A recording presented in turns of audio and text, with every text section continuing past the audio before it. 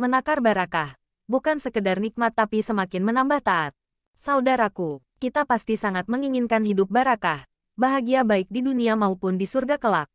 Karena kebahagiaan hidup di dunia saja hanyalah sebuah ilusi atau fana. Barakah bukanlah cukup dan mencukupi saja, tapi barakah ialah bertambahnya ketaatan kita kepada Allah Azza wa Jalla dengan segala keadaan yang ada, baik berlimpah atau sebaliknya. Barakah itu, garis bawah al-barakatu tuzidukum fitah garis bawah berkah menambah taatmu kepada Allah. Hidup yang barakah bukan hanya sehat, tapi kadang sakit itu justru barakah sebagaimana Nabi Ayub. Sakitnya yang demikian parah menambah taatnya kepada Allah Azza wa Jalla. Barakah itu tak selalu panjang umur. Ada yang umurnya pendek tapi dahsyat taatnya layaknya Mus'ab ibn Umair. Tanah yang barakah itu bukan karena subur dan pemandangannya indah. Karena tanah yang tandus seperti Mekah punya keutamaan di hadapan Allah Azza wa Jalla tiada yang menandingi. Makanan barakah itu bukan yang lezat, komposisi gizinya lengkap, tapi makanan itu mampu mendorong pemakannya menjadi lebih taat setelah memakannya. Ilmu yang barakah itu bukan yang banyak riwayat dan catatan kakinya, jurnal Scopus, bergelar guru besar, tapi ilmu yang barakah ialah yang mampu menggerakkan dirinya dan masyarakat beramal dan berjuang untuk agama Allah Azza wa Jalla. Penghasilan barakah juga bukan gaji yang besar dan bertambah, tapi sejauh mana ia bisa jadi jalan rezeki bagi yang lainnya dan semakin banyak orang yang terbantu dengan penghasilan tersebut. Benarkah kesehatan, harta, ilmu, jabatan, dan penghasilan yang kita miliki selama ini adalah bentuk karunia Allah Azza wa Jalla kepada kita? Ataukah justru bentuk ujian menjadi hijab yang menghalangi kita meraih rahmat-Nya? Saudaraku, ada 5 kriteria kenikmatan yang tak mendatangkan barakah. Pertama, diperoleh di tengah kemaksiatan kepada Allah Azza wa Jalla. Dengan enggan menjalankan perintahnya dan lebih memilih berfoya-foya, kenikmatan yang diperoleh akan semakin menjerumuskan kita dalam kehinaan dan kebinasaan. Allah Azza wa Jalla berfirman, maka ketika mereka melupakan peringatan yang telah diberikan kepada mereka, kami pun membukakan semua pintu kesenangan untuk mereka. Sehingga ketika mereka bergembira dengan apa yang telah diberikan kepada mereka, kami siksa mereka secara tiba-tiba.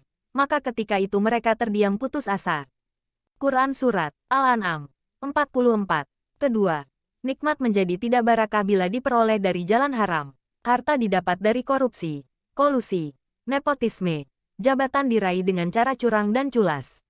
Apapun yang didapat dari jalan yang dilarang agama, maka pada hakikat tak mampu memberi manfaat, apalagi mendatangkan rahmat-Nya.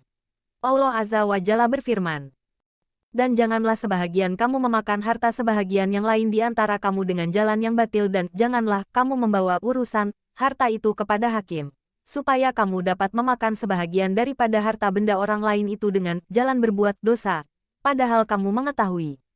Quran Surat Al-Baqarah 188. Ketiga, melalaikan urusan akhirat dan terlalu sibuk urusan dunia. Porsi kerja lebih padat dibandingkan ibadah, sehingga urusan akhirat terbengkalai. Imam Al-Hasan rahimahullah mengatakan, janganlah kalian sibuk dengan urusan dunia, karena dunia itu sangatlah menyibukkan. Tidakkah seorang membukakan satu pintu kesibukan untuk dirinya, melainkan akan terbuka baginya 10 pintu kesibukan lainnya. Ilyatul Aulia 11/144. Keempat, sifat tamak, merasa khawatir dan gelisah jika hartanya berkurang dan selalu merasa kurang atas segala kenikmatan yang diperoleh. Di pikirannya hanya bagaimana menumpuk harta hingga lalai dan mendustakan ayat-ayat-Nya. Allah Azza wa Jalla berfirman, jikalau sekiranya penduduk negeri-negeri beriman dan bertakwa, pastilah kami akan melimpahkan kepada mereka berkah dari langit dan bumi. Tetapi mereka mendustakan ayat-ayat kami itu, maka kami siksa mereka disebabkan perbuatannya. Quran Surat Al-A'raf 96. Selama masih suka melanggar syariat, lalai beribadah, amat cinta dunia, dan enggan berinfak, maka selama itu pula tak akan ada keberkahan atas apa yang dimiliki. Sebaliknya, dengan menekankan sifat qanaah, mensyukuri segala pemberiannya, dan tidak kecewa dengan apa yang luput darinya, seseorang akan senantiasa merasa berada dalam naungan rahmat-Nya. Kelima, menyenangi kesia-siaan dan kemaksiatan. Salah satu penyakit duniawi yang bisa menjauhkan kita dari keberkahan dan keridaan Allah Azza wa Jalla adalah masih sukanya kita melakukan kesia-siaan dan kemaksiatan. Padahal kita sudah tahu bahwa itu dosa dan Allah Azza wa Jalla sangat membencinya. Hal-hal tersebut sama sekali tak akan pernah memberikan keuntungan kepada kita, justru bisa menjauhkan kita dari surga dan cinta Allah Azza wa Jalla. Allah Azza wa Jalla berfirman, Dan janganlah kamu menyembah apa-apa yang tidak memberi manfaat dan tidak pula memberi mudarat kepadamu selain Allah.